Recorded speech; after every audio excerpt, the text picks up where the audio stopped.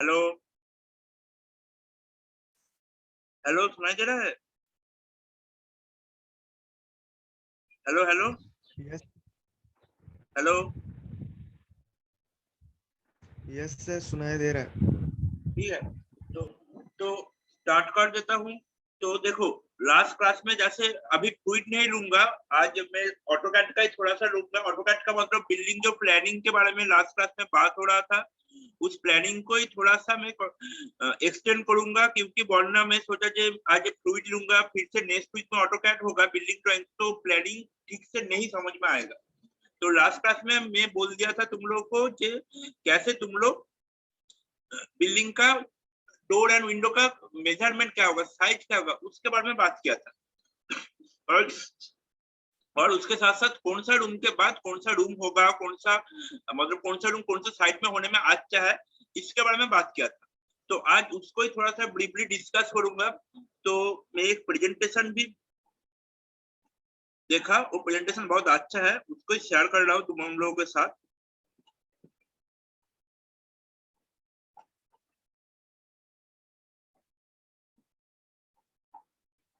ठीक है, building planning के ऊपर प्रेजेंटेशन जो सबसे अच्छा लगा मुझे। तो कुछ प्रिंसिपल होता है बिल्डिंग प्लानिंग का, जैसे यहाँ पे भी कुछ डोर विंडो का ड्राइंग है। तो प्रिंसिपल प्लानिंग बिल्डिंग प्लानिंग में वो लोग दो पार्ट में डिवाइड किया, इसको उतना ध्यान में मत दो। मेन जो है यहाँ पे जो 11 पार्ट है, यहाँ पे ये 11 पार्ट में होता है बिल्डिंग प्लानिंग। 11 पार्ट में होता है बिल्डिंग प्लानिंग। इस प्लानिंग में क्या क्या है? हेलो, सुनाई दे रहा है? हेलो आवाज हेलो, ब्रेक हो रहा है सर। हाँ बोलो। तो साउंड ब्रेक हो रहा था। साउंड ब्रेक हो रहा है बीच बीच में।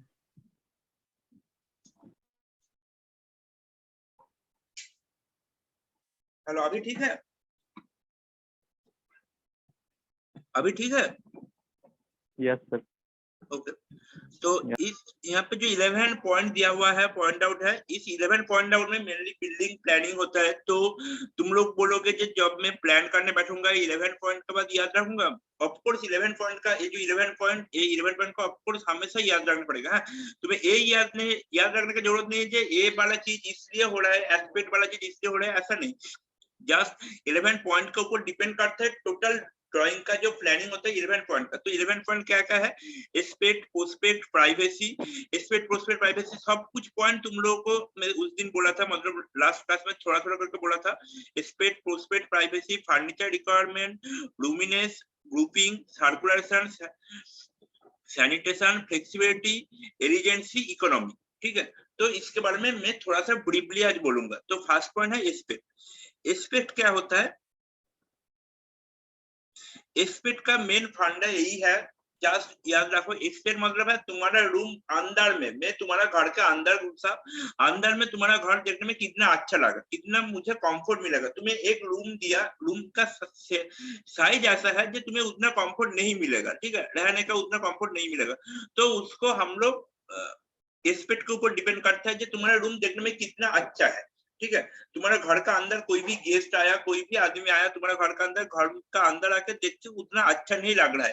तुम्हारा घर ऐसा ऐसा करके डेकोरेशन किया तुम्हारा घर का अंदर, ये घर का अंदर घुसने के बाद कुछ कम महसूस हो रहा है, सफोकेशन टाइप से हो रहा है, खिड़की नहीं है उतना अच्छा सा, लाइट पास नहीं हो रहा है, एयर पास नहीं हो रहा है, ऐसा ऐसा बहुत कुछ प्रॉब्लम हो रहा है। ठीक है, उसको हम लोग बोलते हैं एस्पेक्ट। ठीक है, तो एस्पेक्ट किसको बोलता है? placement of defined room of house in according with our activities and defined hour of the day। ठीक है, जिसमें मैं बोला था तुम लोग का घर जो रूम होगा, नॉर्थ साइड में बेडरूम नहीं होना चाहिए, ईस्ट साइड में डाइनिंग होना चाहिए, बरामदा भी ईस्ट और वेस्ट साइड में होना चाहिए। ये सब चीज डिपेंड करता है एस्पेक्ट के ऊपर। तो यहाँ पे डिटेल्स में दिया हुआ है, जैसे मैं लास्ट क्लास बोला था, बेडरूम कौन सा साइड पे होगा, बेडरूम होगा south west, west, north west. ठीक है, मतलब वेस्ट फेसिंग बेडरूम होगा तो एयर पास होगा। किचन होगा east and nearly north east, मतलब ईस्ट के ऊपर डिपेंड करता है किचन। ठीक है, तो बेडरूम में क्या होगा, जो बोला था, जो समर सीजन में हवा पास होगा, एयर पास होगा, इसलिए वेस्ट साउथ वेस्ट में एयर आता है, एंड ईस्ट से भी अच्छा वाला एयर आता है, इसलिए बेडरूम उस साइड में होगा। किचन इस साइड पे होगा, क्योंकि मॉर्निंग का सन किचन के ऊपर जिस टाइम गिरेगा उसके बाद 10-12 बजे के बाद सन वेस्ट साइड पे चला जाएगा एंड ज्यादा टाइम वेस्ट साइड में सबसे ज्यादा धूप रहता है, क्योंकि 12 बजे से 4 बजे तक जब मेन तुम्हारा धूप रहता है, धूप का तेज बहुत ज्यादा रहता है, उस टाइम वेस्ट साइड वाला रूम सबसे ज्यादा गर्म हो जाता है। और किचन रूम ऑलरेडी गर्म रहता है, तो क्या होगा, तो किचन रूम अगर वेस्ट साइड में होगा तो एक एक किचन रूम हमेशा गर्म, इनर साइड गर्म होगा, प्लस आउटर साइड से भी धूप का तेज में वो गर्म नहीं होगा, तो वो रिफ्लेक्शन करने का वो जो हॉट हीटनेस रिफ्लेक्शन के लिए टाइम नहीं मिलेगा। तो वो टाइम नहीं मिलेगा तो वो रूम हमेशा के लिए गर्म होते ही रहेगा। उसमें कोई घुस के शाम के टाइम में कि कोई भी टाइम पे घुस के खाना पकाएगा कि कुछ काम करेगा, उसका मतलब चांस बहुत कम है, घुस नहीं पाएगा। लेकिन इस साइड में होगा क्या, तो क्या होगा, 10 बजे से 12 बजे जो धूप का तेज सबसे ज्यादा रहता है, उस टाइम वो रूम गर्म होगा। लेकिन 12 बजे के बाद पूरा दिन है, पूरा रात है, उस रूम ठंडा होने के लिए, इसलिए उतना गर्म नहीं होगा। शाम के टाइम में भी कोई भी टाइम में कोई घुसेगा तो वो रूम उतना गर्म नहीं रहेगा। डाइनिंग रूम क्यों क्या बोला, साउथ एंड साउथ वेस्ट, क्योंकि मैं देखा जो नॉर्थ छोड़ के बाकी हर जगह पे तुम्हारा एयर पास होता है। साउथ में साउथ ईस्ट से ईस्ट वाला एयर आएगा, वेस्ट से वेस्ट वाला एयर आएगा। तो क्या होगा, तो डाइनिंग रूम के साथ साथ क्या होता है, डाइनिंग रूम में मैक्सिमम टाइम बीतता है। जैसे घर का मेंबर तुम लोग हो कि मैं, जो भी है घर का मेंबर, कोई अपना बेडरूम में पूरा टाइम नहीं रहता है, बेडरूम में सिर्फ दोपहर में रहता है एंड रात में रहता है। बाकी का जो बड़ा टाइम है वो टाइम में सब डाइनिंग रूम में ही रहता है, डाइनिंग रूम में सबके साथ मिलता है, गल्प करता है, ऐसा होता है। तो डाइनिंग रूम में मैक्सिमम टाइम बीतता है। तो डाइनिंग रूम में बड़ा खिड़की होता है, बड़ा डोर होता है, डाइनिंग रूम से एक बरामदा जाने का भी रोड होता है। तो जो बड़ा खिड़की है वहां से एयर पास होना चाहिए एंड डाइनिंग रूम होना चाहिए किचन से सबसे नजदीक वाला रूम, ठीक है। और एयर पास के लिए उसको साउथ एंड साउथ वेस्ट में रहना पड़ेगा। ड्राइंग रूम में बोला, ड्राइंग रूम का उतना जरूरत नहीं है। अगर ड्राइंग रूम तुम करोगे तो drawing room dining room same position में होगा, south east south waist same position. मतलब इसलिए डाइनिंग रूम को अभी बहुत थोड़ा सा बड़ा कर देता है एंड उसको एक पार्ट को डाइनिंग एंड एक पार्ट को ड्राइंग रूम में डिवाइड कर देता है, क्योंकि दोनों का मतलब पोजीशन सेम है। तो एक ही पोजीशन में तुम दोनों रूम तो बना नहीं सकते हो, तो इसलिए डाइनिंग एक साथ। Reading room north and north west, तुम बोलोगे तो नॉर्थ साइड में तो एयर पास नहीं होगा। मुझे तो रीडिंग रूम में कौन सा टाइम बिताना है, सिर्फ शाम का टाइम बिताना है, सुबह का टाइम बिताना है, सिर्फ पढ़ना है। उधर जाकर तो मुझे ऐसा नहीं है कि वहां पे एयर पास होगा कि नहीं होगा, गर्मी होगा ठंड होगा, ऐसा कुछ नहीं है। वहां पे फैन चल रहेगा, टेबल रहेगा, मुझे पढ़ाई करना है, ठीक है। तो रीडिंग रूम के बाकी जो रूम है, reading room, store room and जो पूजा रूम, जो भी तुम एक्स्ट्रा रूम बनाओगे, तो वो सब रूम को तुम बाकी के रूम को तुम नॉर्थ साइड में डाल दो। इस रूम की उतना जरूरत नहीं है, ठीक है। उसको बोलता है एस्पेक्ट। एस्पेक्ट का मेन फंड है तुम्हारा घर अंदर से, तुम घर में गया, कोई भी आदमी की तुम घर में गया, अंदर से कितना अच्छा लगेगा, कितना घर में एटमॉस्फेयर अच्छा होगा, कितना एयर पास होगा। हर टाइम घर में एक चीज याद रखना पड़ेगा, एयर पास एंड लाइट दोनों पास बहुत अच्छा से होना चाहिए। तुम लोग बोलोगे सर एयर पास के लिए मेरे पास फैन है, लाइट के लिए ट्यूबलाइट वगैरह बहुत कुछ है, तो क्यों मैं बाहर का लाइट के लिए ये करूंगा। तुम अगर बाहर का जो सनलाइट एंड एयर होता है वो अगर घर के अंदर से पास नहीं होगा, जस्ट फैन एंड ट्यूबलाइट के ऊपर डिपेंड करोगे, तो कुछ दिन के अंदर देखोगे तुम्हारा घर के अंदर जो रूम में पास नहीं हो रहा है लाइट एंड एयर, उस रूम डैम हो जाता है, ठीक है। एंड उस घर में रहने के बाद घर का जो मेंबर लोग होता है, बहुत किसी का तबीयत भी खराब हो सकता है, क्योंकि सनलाइट एंड एयर पासिंग का बहुत ज्यादा जरूरत है एक घर के लिए, ठीक है। वरना डैम हो जाएगा, पूरा दिन घर का दीवार देखोगे थोड़ा थोड़ा भीगा हुआ रहेगा एंड तुम्हारा तबीयत खराब होना स्टार्ट कर देगा, ठीक है। ऐसा ऐसा बहुत सारा प्रॉब्लम होता है। तो वो हो गया एस्पेक्ट वाला पार्ट। हमेशा लाइट एंड एयर हमेशा पास होना चाहिए घर के अंदर से, ओके। प्रोस्पेक्ट का मेन फंड है, तुम घर का अंदर वाला पार्ट पूरा अच्छा से डेकोरेशन कर लिया, सब रूम वेल मेंटेन है, वेल डायमेंशन है एंड जो जो पोजीशन में होना चाहिए वो पोजीशन में भी है। लेकिन वो पोजीशन रखने का चक्कर में क्या हुआ, बाहर से जब तुम घर देखोगे, तुम्हारा घर अंदर से देख लिया बहुत अच्छा है, जब घर का बाहर आके तुम्हारा घर का तरफ देखा, तो देखा घर का बाहर से घर देखने में उतना अच्छा नहीं लगा, बहुत ज्यादा ऑफसेट हो गया या खिड़की बहुत अप डाउन हो गया, ऐसा ऐसा बहुत प्रॉब्लम हो गया, जो घर का बाहर से देखने के में उतना अच्छा नहीं लग रहा है। उसको ही बोल रहा है पोस्टपेड, एस्केप मतलब इनर साइड, प्रोस्पेक्ट मतलब आउटर साइड, आउटसाइड से मैं तुम्हारा घर देखूंगा। तो दोनों ही मुझे ठीक ठाक होना चाहिए। एस्पेक्ट साजने के चक्कर में ऐसा हो गया, प्रोस्पेक्ट मेरा खराब हो गया, ऐसा नहीं होना चाहिए। बाहर से भी देखने में अच्छा लगेगा। देखोगे आज का डेट पे देखोगे, कोई भी तुम मेन टाउन में जाओगे, गांव में उतना होता है कि पता नहीं है, मेन टाउन की तरफ जाओगे कोई भी सिटी या टाउन एरिया में, देखोगे कि जो घर आज हो रहा है, आज से 1 साल बाद जो घर है वो देखने में और भी अच्छा। मैं पहले से बोला था, आजकल का घर में आर्किटेक्ट व्यू को ज्यादा प्रायोरिटी दे रहा है, रूम का साइज एंड रूम का शेप में उतना प्रायोरिटी नहीं दे रहा है। मेरा घर सबसे यूनिक होना चाहिए, मेरा घर सबसे अच्छा होना चाहिए, सब लोग मेरा घर की तरफ देखेगा, ऐसा एक मेंटलिटी आ गया है। पहले ऐसा नहीं होता था। पहले एक रेक्टेंगुलर या स्क्वायर शेप का घर होता था, पूरा घर का एरिया बोल रहा हूँ, स्क्वायर शेप का, उसका अंदर सब कुछ रूम होता था, जस्ट नॉर्मल होता था, ठीक है। लेकिन अभी क्या होगा, बैल्कनी का स्टाइल, घर का कुछ कुछ रूम पे हैंगिंग विंडो, ऐसा ऐसा करके ऐसा कुछ स्टाइल कर रहा है, जैसे बाहर से घर देखने में बहुत अच्छा लगेगा। तुम्हें एक चांस में देख के बोलोगे, अरे ये तो बहुत अच्छा घर है और देखने में बहुत अच्छा लग रहा है, उसके साथ कलर मैचिंग भी सेम टू सेम कर रहा है, मतलब पेंट भी सेम टू सेम कर रहा है। तो प्रोस्पेक्ट वैल्यू वही है कि कौन सा साइड पे खिड़की होगा, कौन सा साइड में बैल्कनी होगा, जिसमें तुम्हें घर देखने में अच्छा लगेगा, ठीक है। तो प्रोस्पेक्ट का और एक चीज वो हो रहा है, तुम्हें मैं बोला था इस साइड पे बैल्कनी होगा, बरामदा होगा, सब कुछ बोल दिया था। तो तुम लोग वो सोच के सोचोगे कि सर तो उस टाइम बोला था ईस्ट वेस्ट साउथ में बैल्कनी बरामदा देने के लिए, तो हम लोग इसी साइड में दूंगा। तो उसके साथ साथ देखना पड़ेगा तुम्हारा घर का एरिया का आसपास क्या है। जैसे यहाँ पे एक ड्राइंग है, तो ड्राइंग में देखो, ये जो तुम्हारा घर है बिल्डिंग, इधर तुम्हारा देखो विंडो है, लेकिन ये साइड शायद ऊपर वाला साइड नॉर्थ साइड है, और दूसरा साइड पे तुम्हारा गार्बेज है, ये साइड ईस्ट साइड है।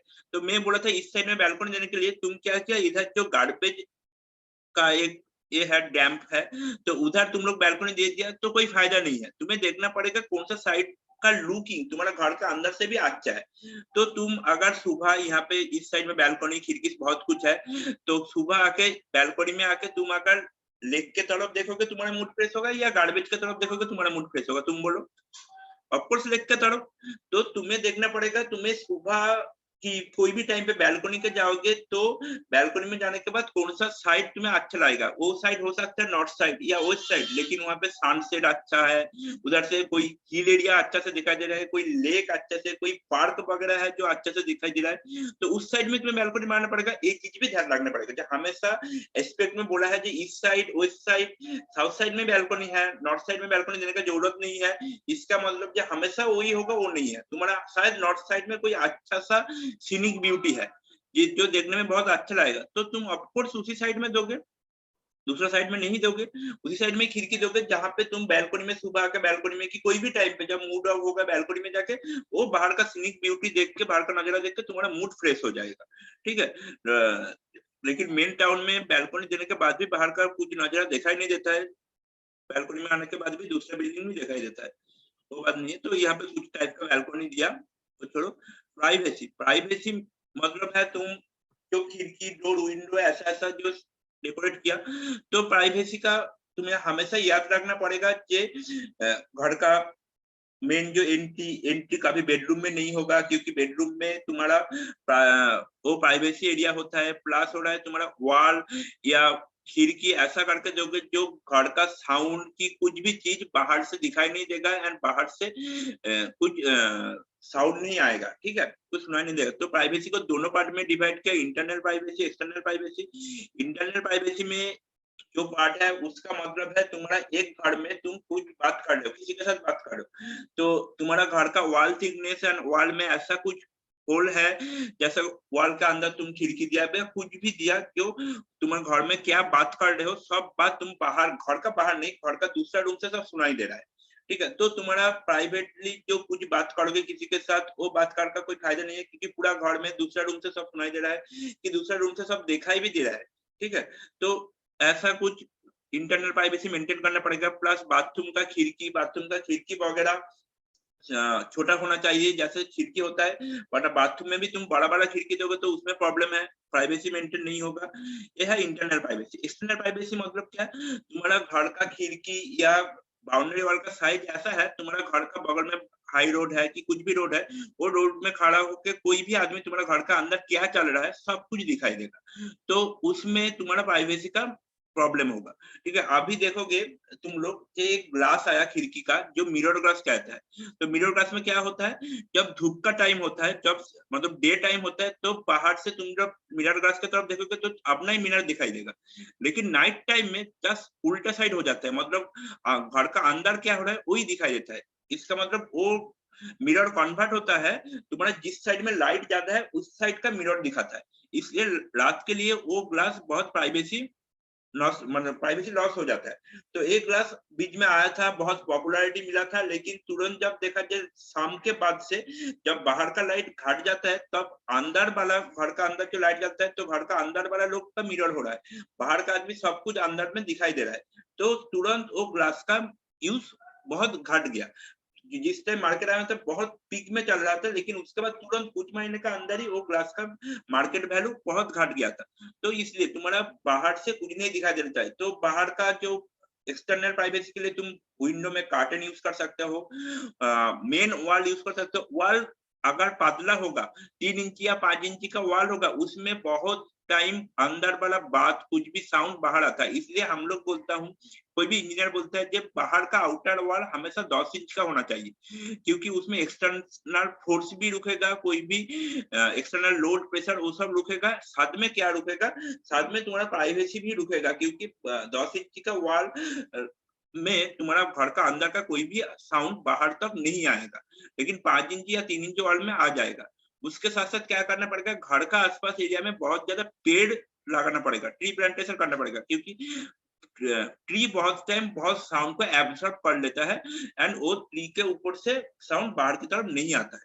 ठीक है, इधर सब कुछ लिखा हुआ है।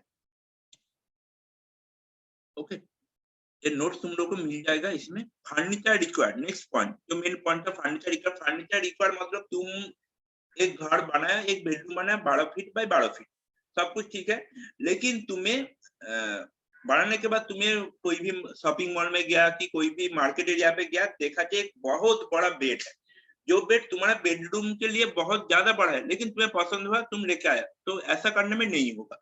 तुम्हारे पास अगर पैसा है बहुत ज्यादा बड़ा बड़ा फर्नीचर खरीदने का, तो तुम्हें बेडरूम भी पहले से ही जब घर बना रहे हो उस टाइम से सब कुछ रूम बड़ा बनाना पड़ेगा।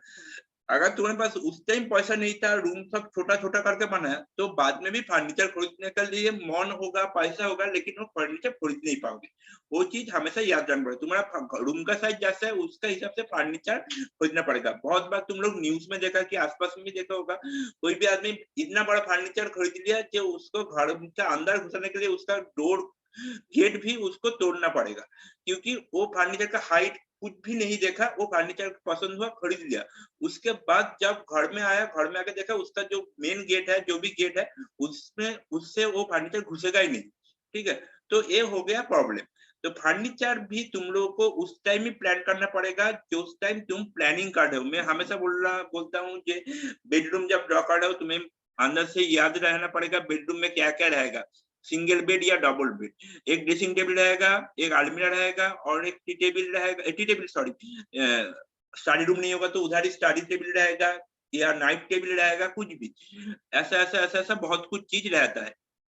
ठीक है, वो सब चीज का डायमेंशन भी याद रखना पड़ेगा, क्योंकि तुम जो जब ड्राइंग करोगे उस टाइम में कौन सा पार्ट पे कौन सा चीज होगा, वो चीज भी ध्यान में रहना पड़ेगा, वरना तुम्हारा डोर ओपन नहीं होगा, लाइट ठीक से नहीं ओपन होगा, खिड़की ओपन नहीं होगा, आदमी चल नहीं पाएगा, ऐसा एक बेडरूम बन गया। तो फर्नीचर उसको बोलना पड़ेगा कि तुम के बहुत बड़ा फर्नीचर खरीदोगे कि छोटा। अगर बोलेगा बहुत बड़ा बड़ा फर्नीचर है हमारे पास कि बड़ा बड़ा फर्नीचर खरीदूंगा, तो उस टाइम तुम्हारा रूम का साइज भी, शेप एंड साइज भी बड़ा करना पड़ेगा, वरना डायमेंशन के साथ साथ वो ठीक ठाक नहीं होगा। ठीक है, तुम ड्राइंग रूम में ऐसा मान लिया जहाँ पे तुम्हारा एक सोफा सेट भी नहीं घुसेगा। ड्राइंग रूम में मेन होता है सोफा सेट, तो ड्राइंग रूम में सोफा सेट नहीं घुसेगा, तो ड्राइंग रूम में नॉर्मल चेयर देके तो फायदा नहीं, आदमी आके उतना अच्छा नहीं रहेगा। चेयर होता है कहाँ पे, डाइनिंग रूम पे। डाइनिंग प्लस ड्राइंग रूम होगा तो वहां पे टेबल चेयर भी रहेगा, एक dining table dining chair 6 piece का, मतलब 6 सेट का, साथ साथ एक सोफा सेट भी रहेगा विथ टी टेबल। ये दोनों चीज जरूरत है। अगर तुम बोलोगे सोफा नहीं रखूंगा, उधर ही 4 फीट से चेयर दे दूंगा, तो उतना अच्छा नहीं रहेगा, क्योंकि ड्राइंग रूम में मैक्सिमम टाइम सोफा सेट ही जरूरत है।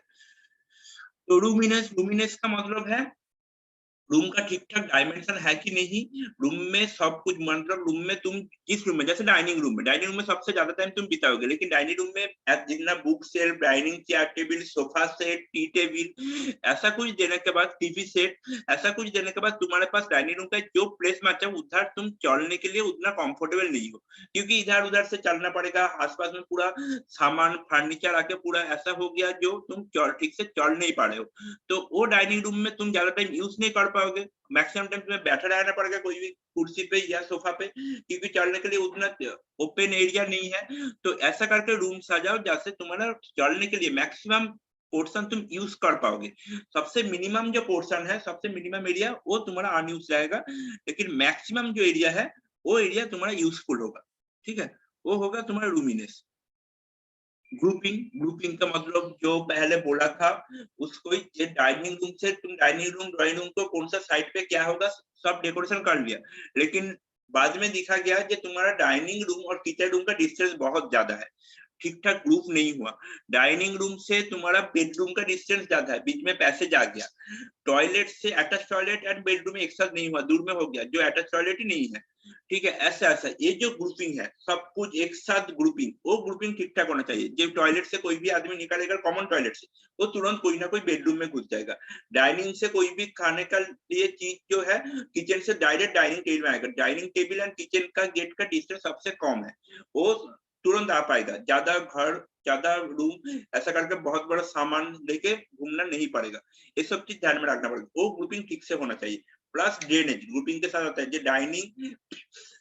तुम ऐसा पोजीशन में डाइनिंग किया, बाथरूम किया, जब बाथरूम का स्मेल हमेशा डाइनिंग में ही आता है, तो क्योंकि बाथरूम से उधर खिड़की वगैरह की कुछ ओपनिंग प्लेस उतना अच्छा नहीं है, ठीक है, वो चीज खिड़की वाला पार्ट बाद में करूंगा। सर्कुलेशन का मतलब है यहाँ पे day and light air circulation होगा, तुम क्या किया बीच में एक डाइनिंग बना दिया, उसका आसपास में पूरा रूम है, फर्स्ट में एंट्री है, दूसरा साइड पे तुम्हारा 2 बेडरूम है, उसके बाद किचन है, उसके बाद टॉयलेट है, ऐसा ऐसा करके स्टडी रूम ड्राइंग रूम करके पूरा डाइनिंग के आसपास पूरा कवर आउट हो गया, बीच में डाइनिंग रूम रह गया, तो डाइनिंग रूम में कभी भी तुम्हारा एयर एंड लाइट पास नहीं होगा, तो क्या होगा तुम्हारा air circulation and light circulation नहीं होगा, 2-3 साल के अंदर क्या होगा डाइनिंग रूम टोटली डैम हो जाएगा, देखो कि डाइनिंग रूम का जो प्लास्टर है पेंट है वो खुल के गिर रहा है, एंड डाइनिंग रूम का दीवार में तुम हाथ लगाओगे तो वो भींगा हुआ रहेगा, तो पूरा डैम हो गया, लेकिन तुम्हारा डाइनिंग रूम पे मैक्सिमम टाइम तुम यूटिलाइज करोगे, बाकी का बेडरूम में तो सिर्फ दोपहर और रात के लिए, बाथरूम में सिर्फ सुबह टाइम के लिए, किचन में सिर्फ खाना पकाने के लिए 4 घंटा 5 घंटा, और बाकी का टाइम तो डाइनिंग रूम में तुम स्पेंड करोगे, तो वो डैमनेस जो रूम है वो रूम पे रहने के बाद क्या होगा, रूम पे रहने के बाद मैक्सिमम टाइम तुम्हारा तबीयत और भी खराब हो जाएगा, क्योंकि वहां पर लाइट नहीं है, सिर्फ तुम्हारा एक ट्यूबलाइट जल रहा है, फैन जल रहा है, उसमें तुम्हारा इलेक्ट्रिसिटी बिल भी बहुत ज्यादा आएगा, ठीक है, प्लस क्या होगा तुम्हारा तबीयत भी ज्यादा खराब होने लगेगा, क्योंकि भीगा हुआ रूम में तुम हमेशा रहते हो, तुम देखोगे तुम्हारा हॉस्टल में क्या हुआ बहुत छोटा छोटा करके कंटिन्यूअस रूम है, लेकिन मैक्सिमम रूम का खिड़की हमेशा के लिए तुम लोग ऑफ करके रख देता हो, एंट्रेंस डोर मतलब एयर पास नहीं होता है, जो एयर उधर है उधर मेन डोर ओपन करता हो एयर पास होता है, बस उतना धूप का लाइट उतना आता नहीं है, तो देखोगे जब हॉस्टल का कुछ कुछ वॉल में देखोगे डैम हो गया, कॉलेज का भी क्लासरूम का देखोगे कुछ कुछ वॉल पे डैम होगा, डैम बहुत कुछ कारण में होता है, जैसे लाइट यार पास करने में डैम होता है ऐसा नहीं है, बहुत कारण पे बहुत कॉज है जिसमें डैम होगा, लेकिन तुम्हारा वो एक मेन कॉज है जिसमें डैम होता है, तो एयर एंड लाइट का सर्कुलेशन मेन जो है एयर लाइट सर्कुलेशन वो ठीक ठाक एंड बहुत अच्छा से होना चाहिए।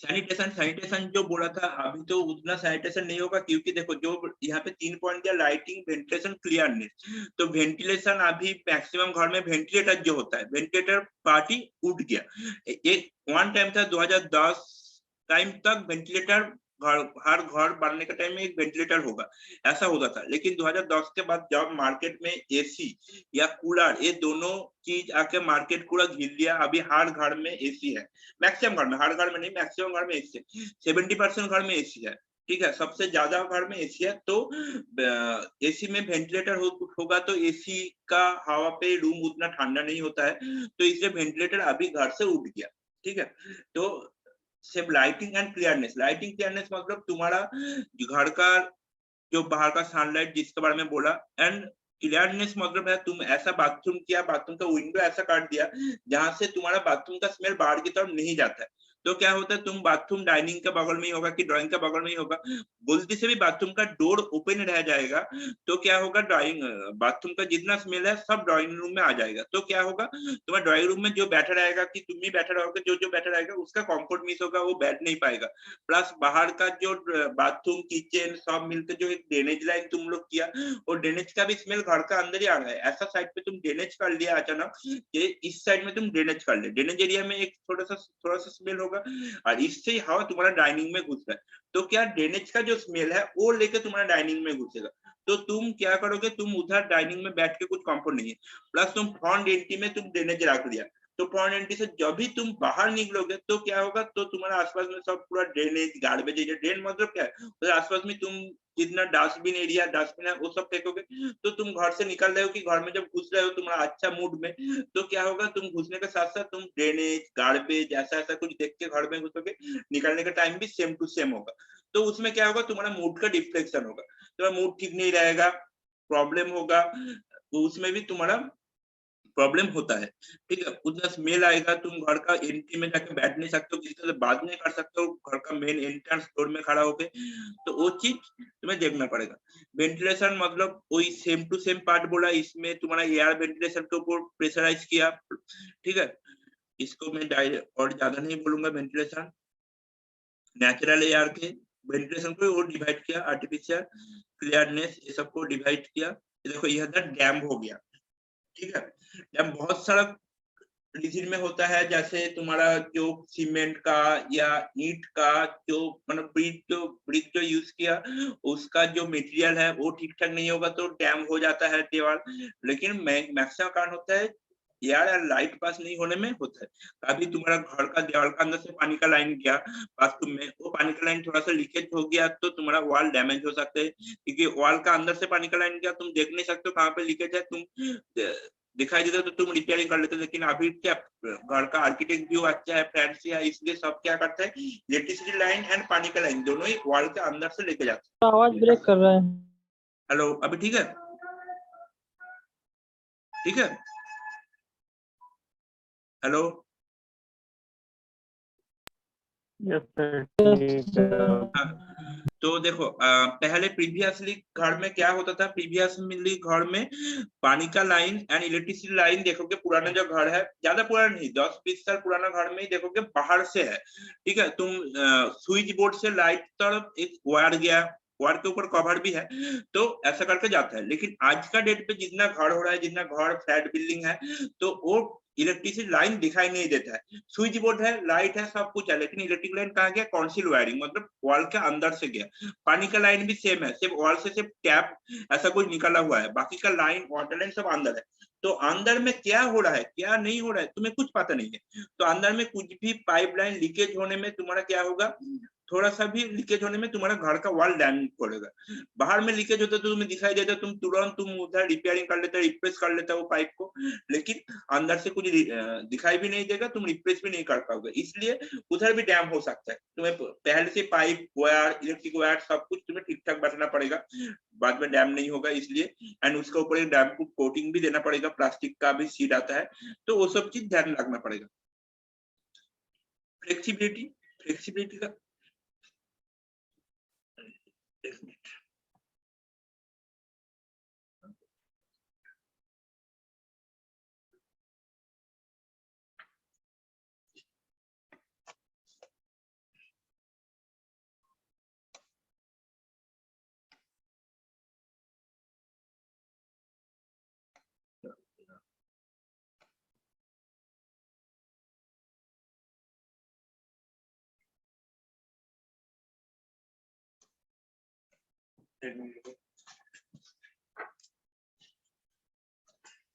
लैपटॉप का माउस काम नहीं करता है, एक्सटर्नल माउस रखो।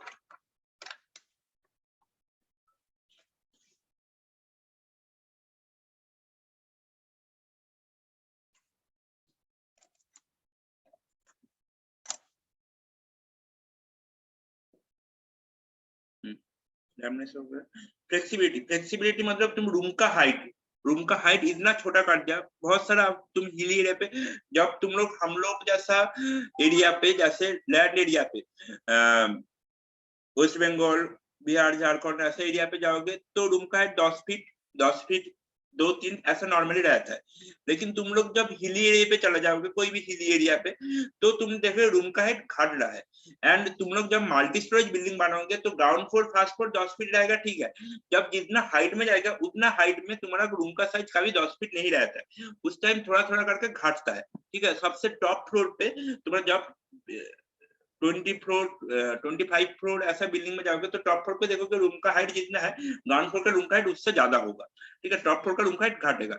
लेकिन तुम्हें रूम का हाइट घटने में बढ़ने के बाद भी तुम्हें रूम ऐसा का होना चाहिए कि तुम रूम में घुसा, रूम इतना नजदीक में है, तुम्हारा रूम में तुम्हारा हेड टच हो गया, ऐसा नहीं होना चाहिए। तुम्हें फ्लेक्सिबल होना चाहिए। कोई भी रूम में तुम्हारा रूम में गया, रूम का साइज छोटा है, रूम का शेप इतना छोटा है कि रूम के अंदर तुम ऐसे ही फिपली जा रहे हो, लेकिन दोनों साइड का वॉल ऐसा है, पैसेज इतना ज्यादा है कि तुम उतना फ्लेक्सिबिलिटी नहीं मिल रहा है, तुम तुरंत इस रूम से दूसरा रूम नहीं जा सकते हो। और दूसरा है रूम का साइज भी इतना बड़ा हो गया, तुम्हारा स्टेयरकेस इतना बड़ा है। मैं ग्राउंड फ्लोर में कुछ काम कर रहा हूँ, मुझे फर्स्ट फ्लोर में जाना पड़ेगा, मुझे लगता है इतना ऊंचाई में कौन चढ़ेगा, इतना ज्यादा तुम स्टेयरकेस दे दिया, इतना कुछ दे दिया, तो वो सब चीज ध्यान रखना पड़ेगा। प्लस स्टेयरकेस का एंगल भी ऐसा कर दिया, तुम इतना ज्यादा दे दिया कि उधर एक ही फ्लोर चढ़ने में बहुत प्रॉब्लम होता है। स्टेयरकेस का एंगल मेनली 30 डिग्री के आसपास होना चाहिए, तुम उधर 45 का ज्यादा कर दिया, तो क्या स्टेयरकेस में चढ़ने का टाइम भी मुझे ट्रैकिंग जैसा फीलिंग होगा।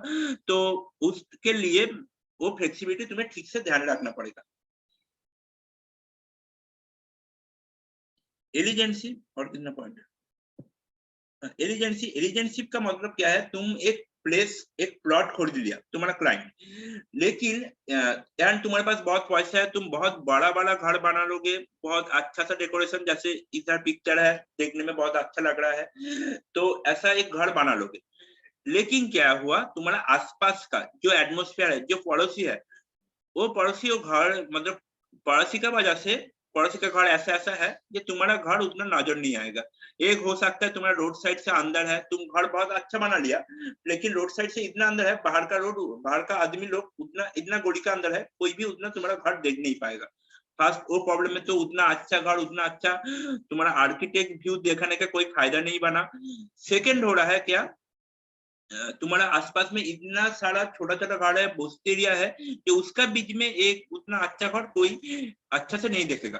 तो उस एरिया में मुझे प्लॉट खरीदने का कोई फायदा नहीं है। अगर मुझे अच्छा वाला घर बनाना है तो कोई टाउनशिप एरिया पे आर्किटेक्ट व्यू अच्छा होगा, तो मेरे पास पैसा ऑफकोर्स अच्छा है, इसलिए मैं घर के ऊपर आर्किटेक्ट व्यू अच्छा होगा। तो कोई अच्छा वाला एरिया पे, टाउनशिप एरिया पे मुझे घर मतलब प्लॉट खरीदना है जहाँ पे आसपास में मेरा जैसा और भी सेम टू सेम घर है, आर्किटेक्ट व्यू अच्छा है, तो उसके अंदर में मेरा घर का आर्किटेक्ट व्यू अच्छा होगा तो आदमी लोग देखेगा। लेकिन ऐसा एरिया है जहाँ पे बस्ती एरिया है, बहुत सारा कोई आदमी भी नहीं जाता है देखने की, गोली का बहुत अंदर है जहाँ पे कोई आदमी नहीं देखेगा, तो उधर मेरा उतना अच्छा सा घर बनाने का फायदा नहीं है। तो वो चीज भी तुम्हें एलिजेंसी दिमाग में रखना पड़ेगा। जब क्लाइंट आएगा जी इस एरिया पे मैं प्लॉट खरीदूंगा, इधर ऐसा ऐसा घर बनाऊंगा, तुम लोग इधर इतना गोली का अंदर इतना आर्किटेक्ट व्यू किसको दिखाएंगे आप? कोई तो देखेगा नहीं, इधर तो कोई हाईवे भी नहीं है कि ऐसा गोली का अंदर कर दिया कि तुम वहां पे कार भी नहीं घुसा सकते हो, तो तुम उतना कुछ खरीद के क्या फायदा है। जैसे अभी टाउन एरिया में, मेरा गांव का उधर ही टाउन एरिया पे ऐसा होता है कि घर बना लिया बहुत अच्छा से, क्योंकि प्लेस नहीं है उधर, उधर पूरा कंक्रीट है, कोई प्लेस नहीं है, इतना बिल्डिंग कोई भी छोटा सा प्लेस मिला घर बना लिया, लेकिन उधर कार जाने का, फोर व्हीलर जाने का कोई चांस ही नहीं है। तो कोई भी फोर व्हीलर खरीदेगा तो दूसरा प्लेस पे कोई पार्किंग लॉट में उसका पड़ा रहता है, वो घर में जाता है, कभी कभी मंथली या वीकली कभी फोर व्हीलर लेकर निकलने का मन करता है तो पार्किंग एरिया पे जाता है, वहां से फोर व्हीलर लेकर चला जाता है। वरना अपना फोर व्हीलर खरीदने का उसका कोई चांस, मतलब अपना घर में रखने का कोई चांस ही नहीं है। घर में गैरेज पार्किंग एरिया होगा भी तो उतना दूर तक ले जाने नहीं पाएगा, आसपास इतना घर है, बाद में बड़ा रास्ता भी बना नहीं पाएगा।